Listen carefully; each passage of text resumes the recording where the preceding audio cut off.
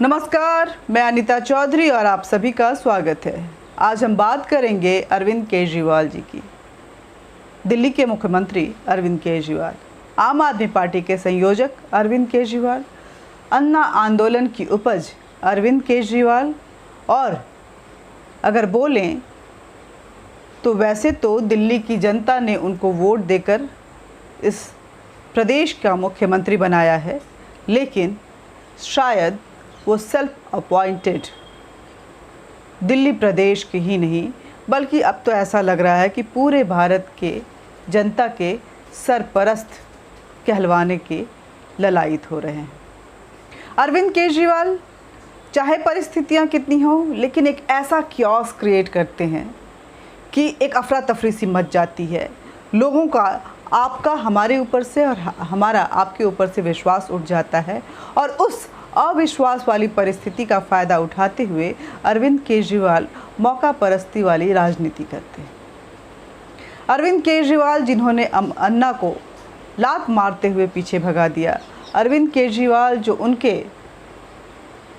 तहे दिल के साथी, जो उनको बनाने वाले थे, जो उनके लिए कविताओं के कशीदे पढ़ते थे, कुमार विश्वास को लात मार के बाहर निकाल दिया। अरविंद केजरीवाल की पार्टी को जिन्होंने फंड किया था प्रशांत भूषण और उनके पिताजी ने, उनको भी लात मार के बाहर निकाल दिया।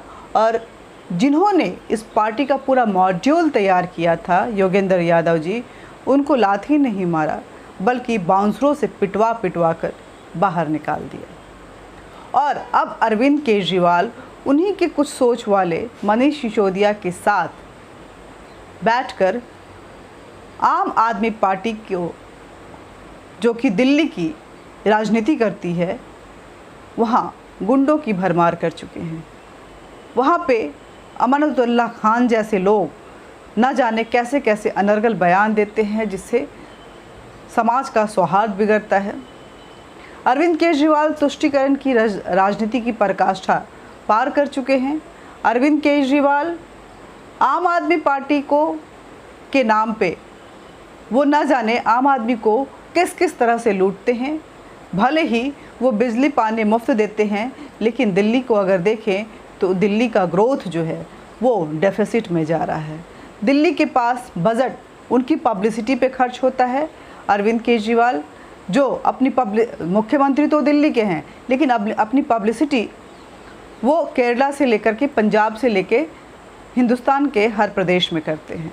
अरविंद केजरीवाल जो कि कोर्ट पहुंचे थे और रो रो कर ये बता रहे थे कि उनके पास स्वास्थ्य सुविधाएं नहीं हैं, वो नहीं इसको हैंडल कर सकते हैं। ऐसे में केंद्र सरकार को ही ऑक्सीजन से लेके बेड तक सभी चीज़ें मुहैया करवानी पड़ेंगी, दवाइयाँ भी, और साथ ही साथ ये जो पीपीई किट और वैक्सीन है वो भी केंद्र सरकार की ही जिम्मेदारी है। लेकिन वही अरविंद केजरीवाल पोस्टर में कुछ ऐसा दिखाते हैं कि जैसे सारी व्यवस्थाएं उन्होंने की हैं। हालांकि अरविंद केजरीवाल की इस रोना धोना के झांसे में आकर जज साहब बहक गए और ठीकरा केंद्र सरकार के ऊपर फोड़ दिया और केंद्र सरकार को कोर्ट के आदेश के तहत दवाइयों से लेकर के ऑक्सीजन तक सभी कुछ दिल्ली सरकार को मुहैया करवाना पड़ा। केंद्र सरकार दिल्ली में लोगों को अपनी 2 योजनाओं के तहत राशन भी दे रही है। अरविंद केजरीवाल की अगर बात करें तो दिल्ली के मुख्यमंत्री होते हुए उनकी बजट जो है काफ़ी लंबी चौड़ी है केंद्र से जो उनको मिलता है, लेकिन उस बजट का जो खर्च है वो सिर्फ और सिर्फ उनकी पब्लिसिटी पे जाता है। तो बात करेंगे राशन की। राशन को लेकर के अरविंद केजरीवाल, वैसे मैंने बताया आपको कि अरविंद केजरीवाल रहे कुछ ऐसी अफरा तफरी वाली परिस्थिति पैदा करते हैं कि लोग अहोपोह में चले जाते हैं, लोग परेशान हो जाते हैं। उनको ऐसा लगता है कि उनकी अपनी सारी चीज़ें जो हैं वो लुट रही हैं और अरविंद केजरीवाल इस अफरा तफरी वाली राजनीति का आनंद लेते हुए कुछ और पब्लिसिटी की ओर बढ़ जाते हैं। तो अरविंद केजरीवाल ने रातों रात उनके दिमाग में कुछ ऐसा ख्याल आया कि चलो अब कुछ बहुत शांति हो गई है, कोरोना भी शांत हो गया है, सारी चीज़ें भी व्यवस्थित हो गई हैं, मज़ा नहीं आ रहा है, टीवी पे दिख नहीं रहे हैं क्योंकि अटेंशन किनर हैं वो, टीवी पे देखना, मीडिया ग्रैब करना ये उनकी कमज़ोरियों में से एक है। वो हर दिन इसी वजह से अपना मैक्सिमम बजट का पैसा जो है वो एडवर्टीज़मेंट पे खर्च करते हैं। और आप भी देखते होंगे कि हर 3 मिनट बाद अरविंद केजरीवाल के जो ऐड हैं वो आपको टीवी स्क्रीन पे देखने को ज़रूर मिल जाएंगे। तो अरविंद केजरीवाल ने कहा कि वो दिल्ली में हर किसी को राशन होम डिलीवरी करना चाहते हैं। उनका कहना है कि पिज़्ज़ा अगर होम डिलीवरी हो सकता है, बर्गर अगर होम डिलीवरी हो सकता है, तो राशन होम डिलीवरी क्यों नहीं हो सकता है। लेकिन राशन एक ऐसा मसला है जो बीपीएल को दिया जाता है। केंद्र सरकार की 2 योजनाओं के तहत राज्य जो है वो जो गरीब परिवार हैं उनको ये राशन मुहैया करवाई जाती है। उसके लिए बाकायदा एक व्यवस्था है जिसमें आपको जाके राशन कार्ड दिखाना होता है, पंचिंग करनी होती है। उसके बाद ये सुनिश्चित होता है कि ये राशन जो है उसी व्यक्ति के पास जाएगा और उसी व्यक्ति जो कंसर्न पर्सन है उसी को मिला है, तब ये राशन जाता है। हालांकि इन सभी के बीच में ये जो राशन का घोटाला है वो चलते रहता है, लगभग हर राज्य में चलता है और दिल्ली में तो बहुत ज़्यादा चलता है, क्योंकि इसकी एक वजह भी है। पहले की सरकारें इसको लेकर के जागी नहीं, और जब से अरविंद केजरीवाल आए उन्होंने राजनीति का कुछ ऐसा रूपरेखा इस दिल्ली के डेमोग्राफी पे तय किया कि उसको सुनिश्चित कर पाना बड़ा ही मुश्किल है। अरविंद केजरीवाल ने जो बायोमेट्रिक सिस्टम था उसको बंद करवा दिया और राशन की दुकान पे लोग कतारों में खड़ के सिग्नेचर लगा के उसके बाद लेने लगे। केंद्र सरकार के पास पूरी डाटा नहीं है। केंद्र सरकार ने 1 नेशन 1 राशन कार्ड की पॉलिसी अपनाई।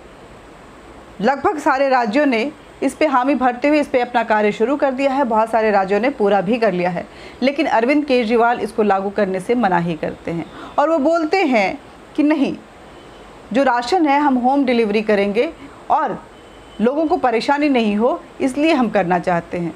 लेकिन मसला ये है कि ये कौन तय करेगा कि ये राशन जो है उन्हीं के पास पहुंच रहा है जिनके लिए ये जो व्यवस्था है वो बनी थी। पहली बात, अरविंद केजरीवाल कहते हैं कि केंद्र सरकार हमको ऐसा करने से रोक रही है क्योंकि हमने मुख्यमंत्री राशन योजना इसका नाम दिया था। ऐसे में हम प्रधानमंत्री से केंद्र सरकार से माफ़ी, पूरी ड्रामेबाजी उनकी समझिएगा, प्रधानमंत्री से केंद्र सरकार से माफ़ी मांगते हैं और हम अपने इसका ये नाम हटा देंगे, लेकिन गरीबों को राशन उनके घर तक पहुंचाने दीजिए। वो करप्शन की बातें कर रहे हैं, बार बार बोल रहे हैं कि 75 सालों से इस देश में राशन घोटाला होता आया है, लेकिन सरकारें जागती नहीं हैं और गरीबों के घर तक वो अनाज पहुंचता नहीं है। आज अगर आप देखेंगे तो किसी भी गरीब के घर में जाइए, आप देखेंगे कि इस कोरोना के काल में केंद्र सरकार की तरफ से ऐसी व्यवस्था की गई है कि हर घर में अनाज पहुंच रहा है। इससे शायद ही कोई गरीब इनकार कर पाए, लेकिन उनको राजनीतिक रोटियां सेकने का मौका नहीं मिल पा रहा है, क्रेडिट लेने का मौका नहीं मिल पा रहा है, इसलिए वो तरह तरह के पैंतरे आजमा रहे हैं।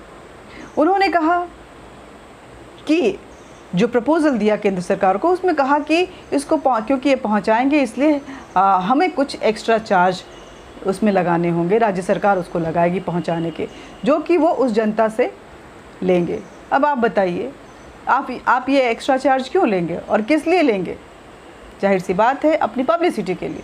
वो घर पहुंचाएंगे, कुछ पैसे लेंगे और उस पैसे से वो अपनी पब्लिसिटी करेंगे। जनता का तो कुछ होना जाना है नहीं। जनता तो जिम्मेदारी केंद्र सरकार की है, दिल्ली की जनता की जिम्मेदारी, पहली बात। दूसरी बात, उन्होंने कहा कि केंद्र सरकार जानबूझ के ऐसा नहीं करने दे रही है क्योंकि उसे लगता है कि ये राजनीति हो रही है, राजनीति के तहत ये मंशा है। केंद्र सरकार हर सरकार से लड़ क्यों रही है? इस कोरोना काल में भी हम लोगों को एक साथ मिल के ये काम करना है। तो अरविंद केजरीवाल आप केंद्र सरकार का साथ क्यों नहीं दे रहे हैं इस कोरोना के समय में? क्यों बार बार झगड़े कर रहे हैं? क्यों लड़ाइयाँ कर रहे हैं? क्यों एक कन्फ्यूज़न वाली स्थिति क्रिएट कर रहे हैं और भ्रम फैला रहे हैं? भ्रम तंत्र के आप खलनायक बनते जा रहे हैं। आपको पता है ना कि आपके राज्य में आप जिस बिजली पानी को मुफ्त देने की बात करते हैं, उसी राज्य में जिन लोगों को ये मुफ्त बिजली मिलती है उसके करदाता को कितना ज़्यादा कर चुकाना पड़ता है और उससे केंद्र सरकार को कितना घाटा हो रहा है। आपको पता है ना कि आपने बिजली पानी फ्री कर दी और आपके बजट जो है वो नील बट्टा सन्नाटा आपकी पब्लिसिटी की वजह से हो गया। और आप ऑक्सीजन की व्यवस्था नहीं कर पाए, जबकि केंद्र सरकार की तरफ से आपको बजट दे दिया गया था। आपको पता है ना कि करप्शन का ये जो चाल आप चल रहे थे, ये घोटालों का मास्टर बनने के लिए, कि राशन एक ऐसी चीज़ है जिससे बहुत ज़्यादा कमाई हो सकती है, और ये राशन अगर गरीबों तक पहुंचाने के लिए आप चार्ज भी करेंगे और घोटाले भी करेंगे तो ये कमाई डबल हो जाएगी। लेकिन कहीं ना कहीं इस बड़े घोटाले को होने से केंद्र सरकार मना कर रही है, रोक रही है। ये केंद्र सरकार का प्रेरोगेटिव है कि वो इस पे संज्ञान और निर्णय ले सकती है। कहने का मतलब ये है कि केजरीवाल, जो कि सच्चाई की प्रतिमूर्ति बनकर इस राजनीतिक मैदान में आए थे, दरअसल वो बहुत बड़े घोटालेबाज थे। बेईमानी उनके रग रग में थी। बेईमानी उन्होंने अन्ना के साथ की, बेईमानी उन्होंने अपने साथियों के साथ की, बेईमानी वो लगातार देश के साथ कर रहे हैं, क्योंकि शाहीन बाग उन्हें अच्छा लगता है। ये आंदोलन, दिल्ली दंगा उनके मंत्रियों द्वारा करवाया जाता है, उनके पार्षद द्वारा करवाया जाता है, और वो बार बार देश हित से इतर होकर बातें करते हैं। ये जो खालिस्तान प्रोमोटेड किसान आंदोलन है उसको फुल समर्थन दे रहे हैं अरविंद केजरीवाल। लेकिन जब बात जनता की सेवा की आती है तो अरविंद केजरीवाल बहाने बनाते हुए राजनीति करते नज़र आते हैं और पल्ला झाड़ते नज़र आते हैं। दिल्ली की जनता को संभलने की ज़रूरत है, समझने की ज़रूरत है। ये अरविंद केजरीवाल आम आदमी का नहीं बल्कि खुद को खास बनाने के लिए यहाँ आया है, और इस घोटालेबाज से बचना ज़रूरी है। मिलते रहेंगे, बातचीत करते रहेंगे, लेकिन जो बातें मैंने कही हैं उनको समझिएगा ज़रूर, समझने की कोशिश कीजिएगा, क्योंकि जो बात वो कह रहे हैं प्रैक्टिकली वो पॉसिबल नहीं है। और ऐसे में वो अपने उन जो कार्यकर्ता है उनको रोज़गार भी देंगे कुछ सैलरी देते हुए, उसमें घोटाले भी होंगे, वो अनाज भी बेचेंगे, और तीसरा वो जो सरप्लस चार्ज ले रहे हैं उससे उस पैसे को अपनी पब्लिसिटी में भी लगाएंगे।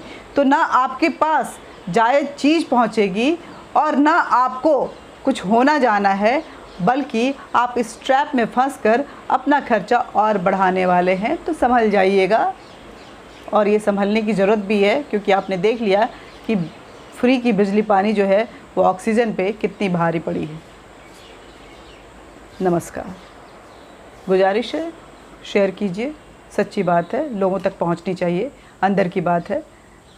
लाइक कीजिए, शेयर कीजिए और अपनी सलाह कमेंट बॉक्स में ज़रूर दीजिए। नमस्कार।